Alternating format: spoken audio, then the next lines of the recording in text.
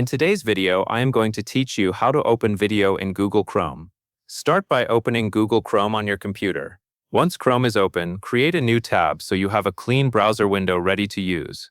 Next, find the video file on your computer.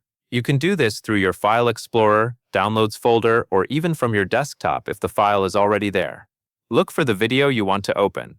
This could be a file type such as MP4 or MKV, which are common video formats. If you are not sure where the file is stored, take a moment to locate it before moving on. Once you can see both the Chrome window and your video file, click and hold the file with your mouse. Then drag it over to the Open Chrome tab or window. When the file is positioned over Chrome, release the mouse button to drop it into the browser. After you drop the file into Chrome, the browser will begin opening it automatically. In most cases, the video will load right away and start playing inside the tab. If it does not begin playing immediately, give it a moment to load, especially if the file is large.